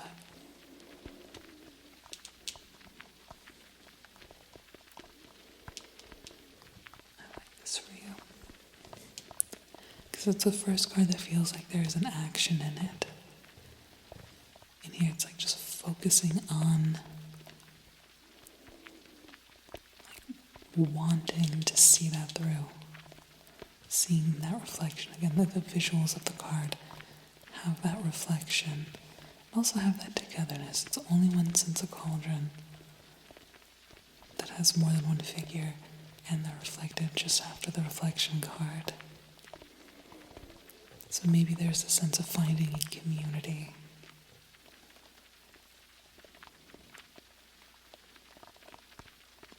You can relinquish the shame that is keeping you from living authentically on purpose. You get to live on purpose. Card number 7. 7 and 8 are my favorites. I keep saying it every reading. I love them. Card number 7 is something you have not thought about enough. Something you haven't been thinking about hard enough. You got Broom. What dreams may come from what you seek. Make room, make way, a clearing need be. This is now the second in a row of the only cards that feel like there is advice in them. The Broom card here, it's about clearing away the old to make room for the new. You have not given yet enough thought to taking away the pieces of you that are learned, that have been told to you, that have been put upon you. The pieces of the self that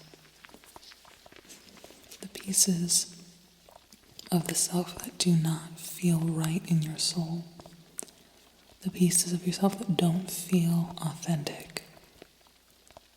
That means something. That means everything, because you know who you are. So if there's something about you that feels inauthentic, no one else is going to know that. You know. You know that it's not authentic to you. Clear out the old. Give more thought to which parts of you need to be gotten rid of, which parts of you are not as innate as you have been telling yourself they are, what needs to be gotten rid of on purpose to make room for new things to come in on purpose. And your 8th card is Untapped Potential. It is a resource you have not yet tapped into that can help you in this coming year. Like a mind state or something, or be a person. You got rooted. May you never fear the living, may you never tear the living ritual that is magic merged within the roots of your belonging, the soil of your soul. I'm not familiar with that one. I'm going to look it up for you.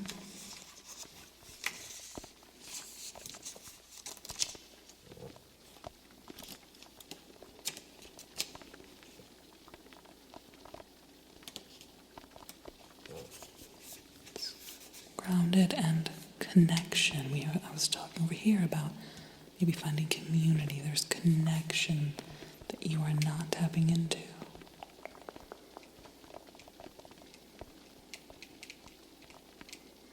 And it's also talking about tapping into your intuition, which I feel like we've discussed a little bit about, like you already know who you are. It says here, you are being asked to dig in deeper. Maintaining deep roots is how you pull yourself from the darkness. It's easy to get grounded or to do your spiritual practice when things are going well.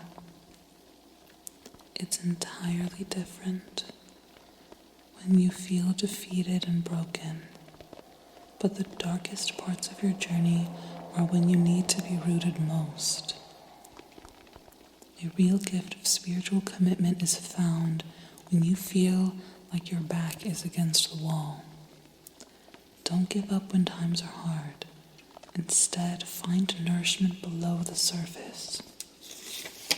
Find your connection to your true self, your ancestors, your guides, your trust and your instincts. Your situation is not so hard so that you can give up. Your situation is not hard so that you can give up. It is a call to surrender to your practice.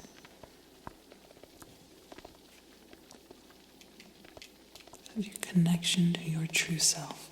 It's exactly what we were talking about. Look how well it looks with the broom card too. The trees.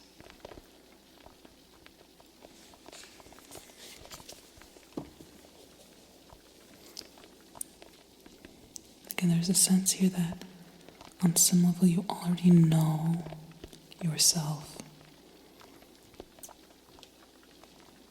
You already know the truth. I think there's maybe, again, this fear here, this anxiety that has you so braced. Let go. You do not have to be afraid. Tap back into yourself. You are not tapping into your deepest self. Maybe consider doing a little bit of shadow work. Do self-reflection. Think about what you truly want your life to be. This is your one precious life. You know the parts of it that you don't feel drawn to, you don't actually want to be, you don't want to stay committed to. And these two cards here also point out a sense of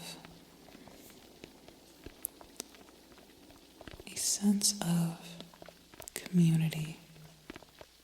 You are not alone. There's so much solitude in this reading, kind of like latently in this reading. It's not just you. There is community to be found. It is only found through the self. Change the way you look in the mirror. And you change the way you look in the mirror by taking the veil from your own eyes. The more I've read these cards, the more I'm convinced that veil is just shame. And you have nothing to be ashamed of. Relinquish shame. Relinquish shame in this new year. And you will find this becoming a such a simpler and easier feeling. You will wonder why you're ever so anxious to begin with. It is safe for you to let go of the parts of you that never felt like you, that were put on you and handed to you by people who never had your best interest at heart. There is nothing for you to be ashamed of. I like this reading so much, I almost forgot about the last 3 cards. I'll do them very quickly. The top card is just a general vibe across the reading. There's haunted. This is a card of guilt and a feeling like kind of trapped in the past, maybe.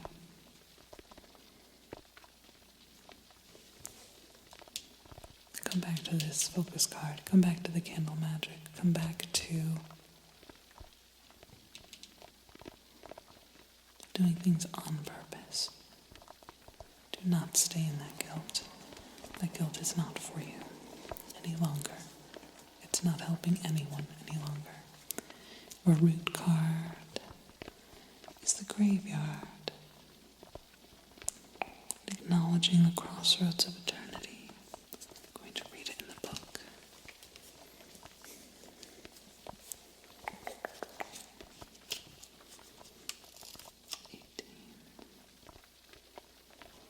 Atonement and company were the keywords for haunted. I didn't even think to look it up. It's often about trauma or physical representation of pain. It says here the haunted card shows up when there's something you feel you need to atone for.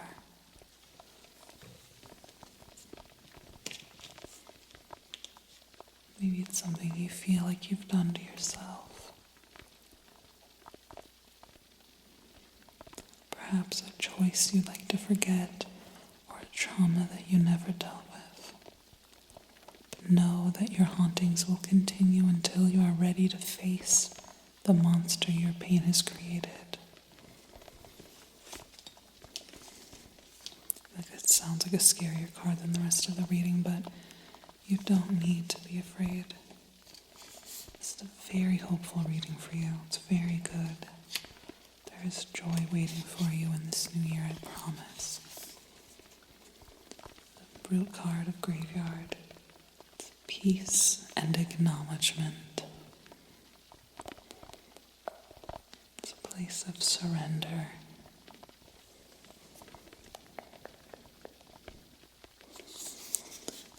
Those who fear the graveyard know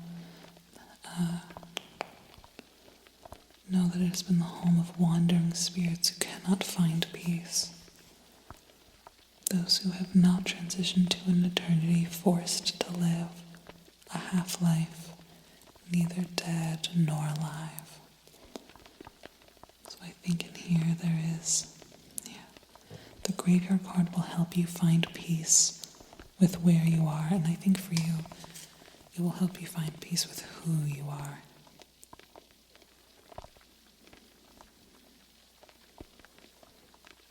Relinquish shame. That's really the main thing to take from this. Relinquish shame. It's okay. Let it be easier. Let it be easier. Your cusp card, I'm curious. Oh, incredible. So the cusp card is the card that, it's almost part of your reading, but the cards want you to know it is not. That's not what it's saying. And the Banshee is the scariest card in the deck, and it wants you to know that this is not what it's saying for you. The Banshee means a bad omen or wrath.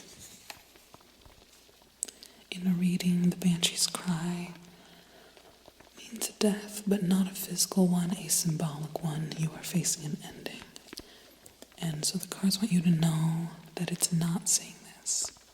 This transformation, this letting go of things, and this becoming and tapping into your true self, it's not the inner death that you feel like it is. It is nothing so dramatic. It doesn't need to be that huge upheaval. It is just a soft becoming.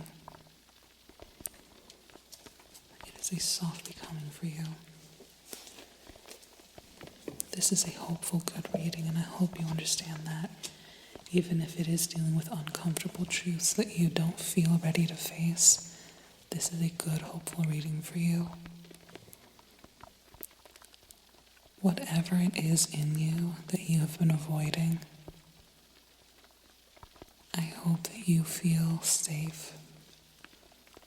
I hope that you find a place where you feel safe to just, at least for a time, just exhale out that resistance and that fear and that anxiety here. If you want to do that in the comment section here, feel free. If you just need a place to try something out, you can. And if I made you realize you're bisexual, you have to tell me legally. I get to know that, please. Again, this could be anything though. It's a vague sense of becoming. So allow there to be the peace in that root card of the graveyard. Allow the peace in acknowledging who you are and who you are not. This is your one precious life, and you deserve to live the joy of it that is waiting for you. Okay, group 4. Hello. Litha Oracle. I have been filming for such a long time. I forget how much I went over this reading. I think I went over pretty thoroughly. I'm going to try to knock this out as fast as I can. I'm going to be so uncomfortably honest right now and tell you that filming this has taken longer than it should have, and it is currently 4:30 a.m. So I'm not going to lie, that is the energy of this. But that's not bad. That is, you're determined. We are coming into this determined. We're going to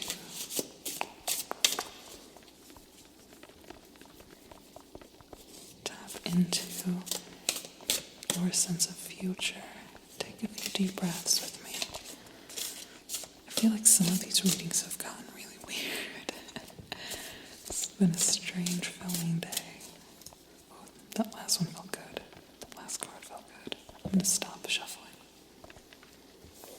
But take a few deep breaths. Focus on your year coming up, your new cycle,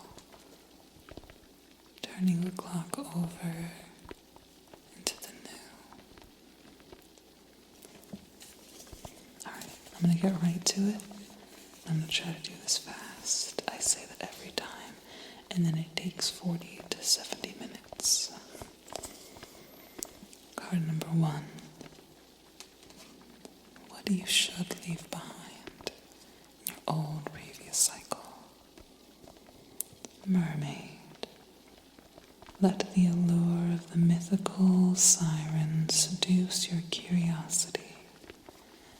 Magic awaits. 24.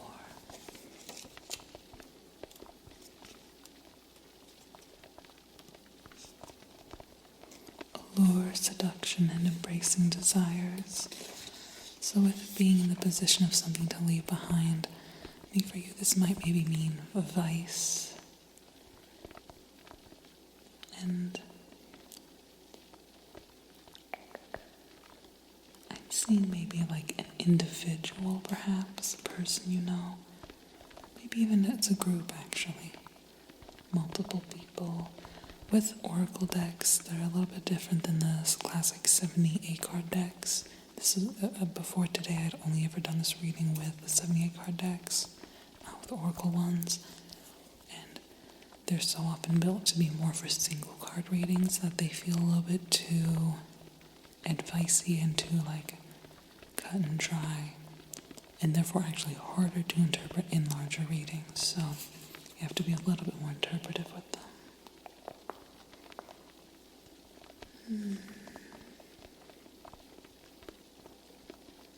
It says here, if you are captivated by something, allow yourself to be pulled down into the depths of its seduction. I think it is advising you to knock that shit off a little bit. I think maybe you're somebody who hops from project to project and doesn't quite see it through. First of all, relatable. And second of all, maybe you should stop doing that. And again, with mermaids specifically, I think I'm maybe seeing a pull from people. That siren's call. Maybe there's an individual who, on some level, you're aware is a bit of a bad influence on you. And perhaps there's a group that is maybe a little bit toxic, a little bit not good for you, and you've enjoyed partaking in it, but you know it's maybe not for you. This one's a little bit more interpretive, a little bit more difficult. I'm going to move on for now. Card number 2 is what will be left behind. This is what is advised for you to leave behind on purpose. This is what will be left behind, whether you intended it or not. It is often sometimes something outside of your control. It is often something that you're doing without realizing it, letting go of without realizing it. And it's Greenwich. No one decision is insignificant. The act of intentionality calls to you. That's a weird one. 12.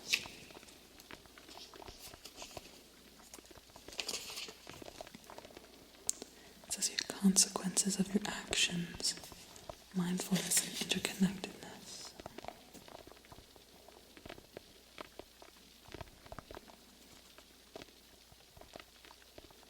Be mindful of the consequences of your energy. The words you speak, the way you view yourself and others, as well as the actions you take have an impact on all of humanity. If you're cruel to someone, that person may go on to harm themselves or others. If you hide your light from the world because of low self-esteem or shame, then you rob others of the chance to love and appreciate the gifts you were sent to share.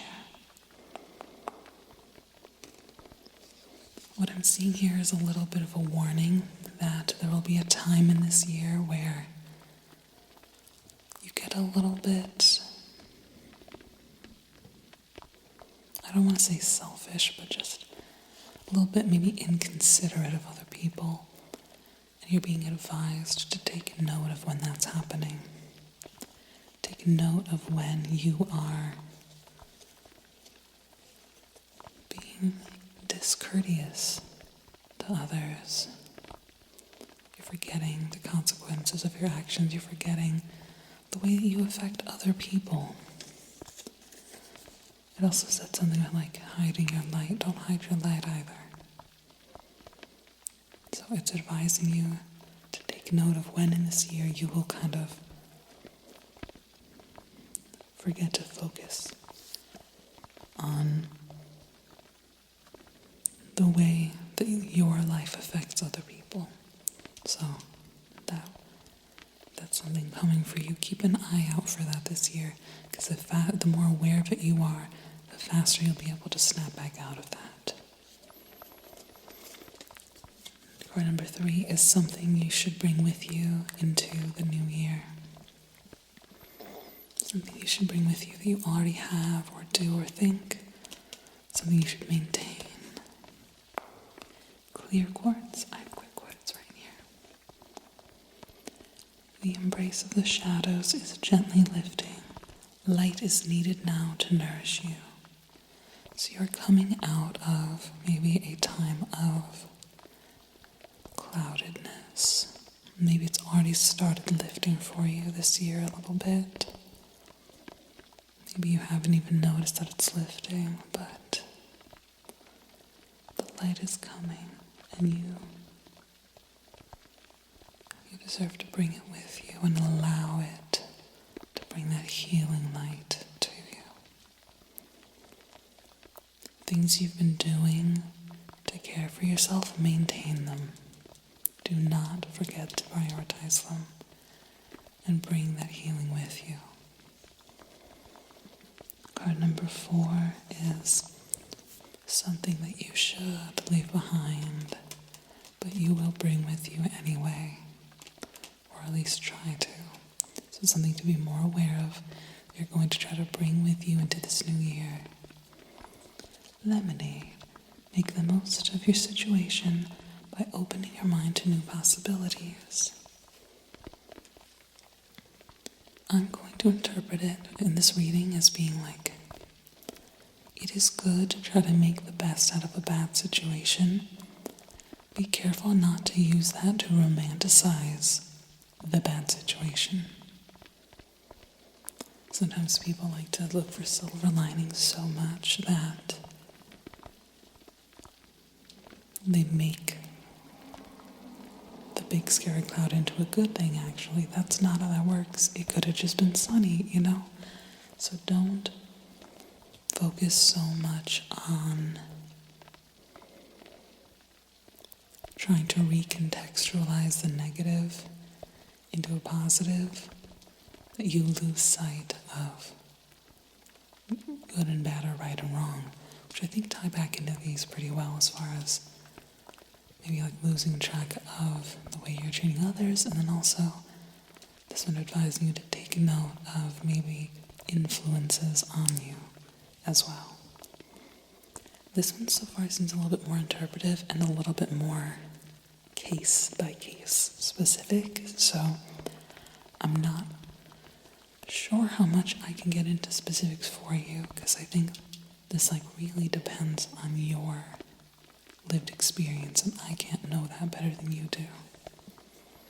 But just keep an eye on it, especially in relation to the bad influences causing maybe like a rudeness or a self-centeredness you don't want to be. Card number 5 is the change card. So this is an element or an energy not to get rid of entirely. Bring it with you, but change the way that you think about it and relate to it. Sunstone, the uniqueness of who you are. In the uniqueness of who you are lives a world yet to be discovered.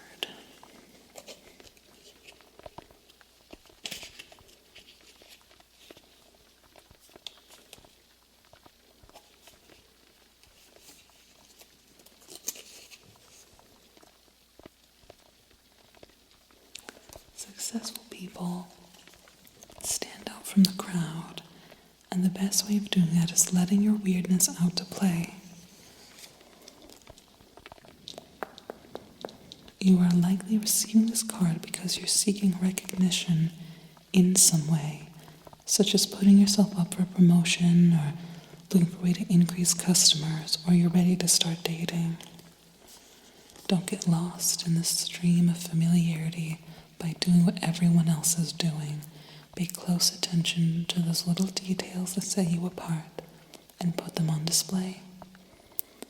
It also mentions like fame a little bit, so I've seen this first advising you to notice like your unique quirks and like playing them up more. It's also advising maybe assess your desire for external validation though, which keeps coming back to this mermaid card as being like, watch over who you are searching for validation from. I think that's a good way of putting it. Card number 6 is your focus card. This is the main energy to bear in mind in this new year. Here's what to focus on. sun magic. Don't allow the power of your light to scare you into dimming yourself. It comes back to that light over here that mentioned crystal quartz. Focus on your inner light. Put a hand on your chest if you're willing. And try to feel warmth emanating from your heart. And picture this warm light within you.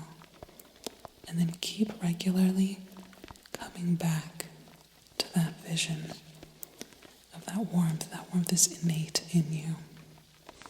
You have that warmth inside you, and that is the main focus for this year. Keep coming back to the vision of your own light. Card number 7. This is the thing you have not thought about enough. This is something you have not put enough thought into yet. And it is sunbathing. The dance of stillness is calling for you to live in its embrace. Do not stay overly busy to avoid reflection time.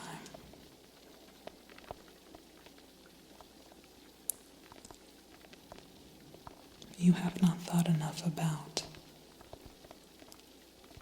taking moments to breathe. That makes it harder to notice when people are taking advantage of you. It makes it harder to notice when you are harming other people. It makes it harder to notice and reflect honestly on the reality of your situations. Without stillness, you cannot become better acquainted with who you are as an individual and who you want to impress, and you cannot recognize and feel your own light without stopping. If you're willing to, maybe try meditating more. Maybe more regularly, make it like a daily habit, even if it's not for very long. Just sit in quiet and try to focus your mind. Put that hand on your heart. Focus your mind on visualizing your light. Do that 5 minutes a day. Just focus on yourself in that way.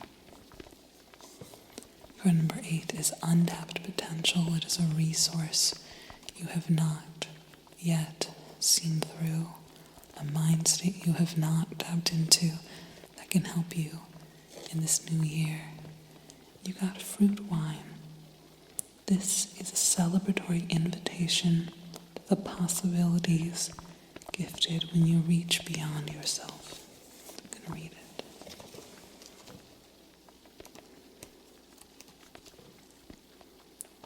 Celebration, invitation, and breaking the ice. It's time to get out there and be social. Are you how many groups of friends do you have? How many groups are you in? I think that when you have fewer people that you are reaching out to, it makes it easier for poor influences to take hold without being in check. Reach out, explore new groups, explore online communities, explore organizations and clubs.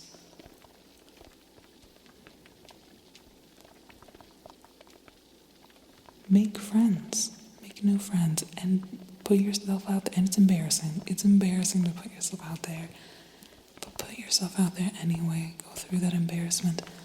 Allow the weirdness of you as an individual.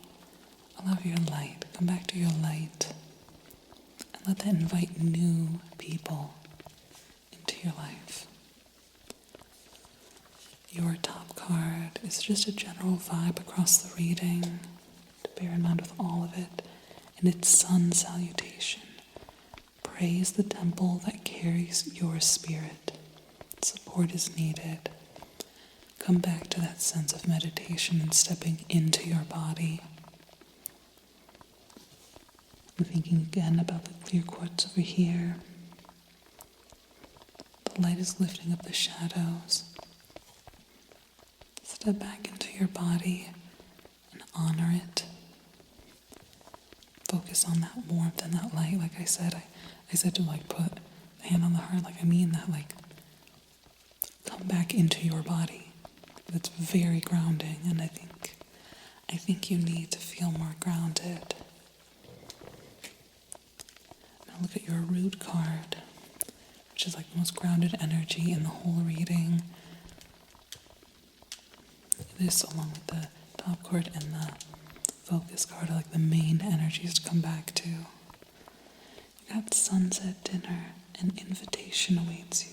This one mentioned invitation. Yell to the stars that you are ready to go. So this is do it now, take action now. Get at it. Do not be afraid, do not be stagnant. It's also very social. Again, you are being tasked to reach out to new people, to allow new communities to be open to receiving you. And lastly, I want to look at your cusp card. This is the card in the reading that was almost part of the reading, but the deck decidedly wants you to know that it is decidedly not part of it. This is not quite what it's saying. And that's hanging baskets. Lean into the essence of receiving, for there wait the things you've been telling yourself are out of reach. So this is the receptivity card, and it wants you to know it's not quite saying that. So maybe it's more about being in your giving era. You're the one reaching out, you're the one offering.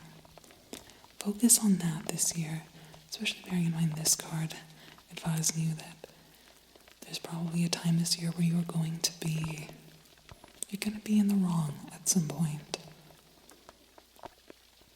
That is okay. There is still the light within you. Don't allow yourself to feel too bad when that happens. Come back to that sense of light, greeting the sun, honoring your body,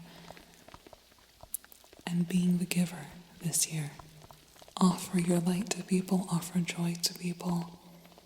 If you can't find a community, be the person making one. Most people are so desperate for more connection, and they just don't know where to start. So if you can't find it, build it. Build it. Offer it to other people, and let them bring back in the connection that you should be having more of. Build a new community and offer it to other people. It can be small, it can be meager, it can build slowly. The light is coming in though. Whatever the shadowy parts are, they do not have so strong a hold on you. Just keep coming back to that sense of light within you.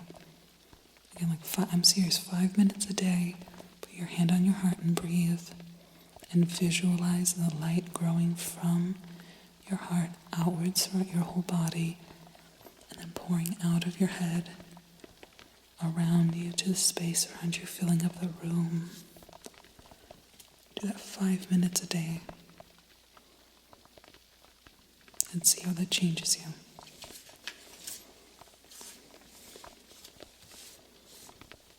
This was a short reading, I'm not sure why.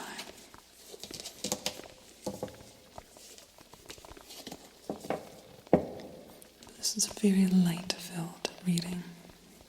I hope you see that and feel that coming into this new year. Stay grounded in your body and allow your light to grow around you, to those around you, and build that. Build your light for others.